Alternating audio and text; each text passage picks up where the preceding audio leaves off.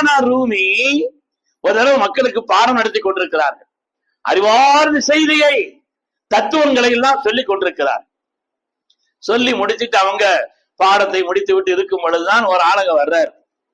பார்க்கிறதுக்கு பங்கரையா இருக்கிறார், சாதாரணமான கோலத்தில் இருக்கிறார். அவர் அங்கிருந்து பழைய மூட்டைகளை எல்லாம் சுமந்துட்டு உள்ள வந்தாங்க.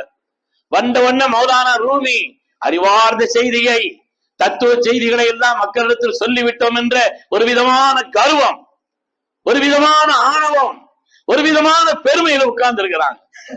வந்த அவர், சாதாரண கோலத்துல வந்த அவர் இங்க வந்து கேட்டாராம், இதெல்லாம் என்ன சுத்தி உங்க ஊரை கித்தாபா இருக்குதே, நிறைய நிறைய வால்யூம்களா இப்படி கித்தாபா இருக்குதே, இதெல்லாம் என்னன்னு கேட்டாராம். வந்தார். ஹாதா ஷைஉன் லா தாரிஃப், இதெல்லாம் உனக்கு விளங்காது, நீ படிக்காதவன், உனக்கு இதெல்லாம் விளங்காதுன்னு சொல்லி மௌலானா ரூமி சொன்னார். வந்தார். அப்படியா அப்படின்னு அந்த கித்தாபையெல்லாம் வந்து ஏறிட்டு பார்த்தாராம். அப்படியே மொத்தமா பொசுங்கி சாம்பல் ஆயிடுச்சு.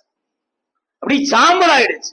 என்ன புதுசா இருக்கு, தீ படல ஒண்ணும் படல, இப்படி எல்லாம் சாம்பல் ஆயிடுச்சுன்னு சொல்லிட்டு அவர் மௌலானா ரூமி, அது மௌலானா ரூமி கேட்டாங்களாம், இது என்ன, இது புதுசா இருக்கு, இது என்ன விஷயம்னு கேட்டாங்களாம். ஹாதா ஷைஉன் லா தாரிஃப், இது உங்களுக்கு விளங்காதுன்னா, இது உங்களுக்கு விளங்காதுன்னாங்க. மௌலானா ரூமி சொல்கிறார்கள், வாழ்க்கையிலே கல்விக்கு முடிவு என்பதில்லை. எவ்வளவுதான் கத்தாலும், எவ்வளவுதான் விளங்கினாலும் இன்னும் விளங்க வேண்டிய, தெரிய வேண்டிய, அறிய வேண்டிய ஒரு நிலை இருந்து கொண்டே இருக்கக்கூடிய ஒரு உன்னதமான நிலைதான் கல்வி.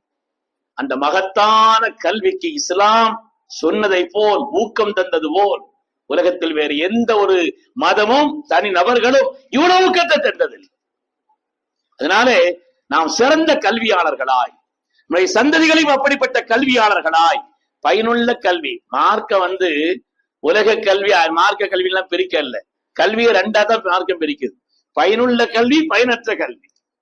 அல்லாஹ் எனக்கு இல்ம நாஃபிஐ தா, வாழ்க்கையில் பயன் பெறக்கூடிய கல்வியை தா, பயன் தரக்கூடிய கல்வியை தான் கேட்க சொன்னாங்க. பயனில்லாத கல்வியை, எது மோசடிக்கு காரணமா இருக்குமோ, அறிவை அடிப்படையாக வைத்து மோசடிகள் செய்வதற்கு, பாவங்கள் செய்வதற்கு காரணமா இருக்கக்கூடிய இந்த பயனற்ற கல்வியை விட்டு பாதுகாப்பு தேடினார். கல்விக்கு அவ்வளவு பெரிய முக்கியத்துவத்தை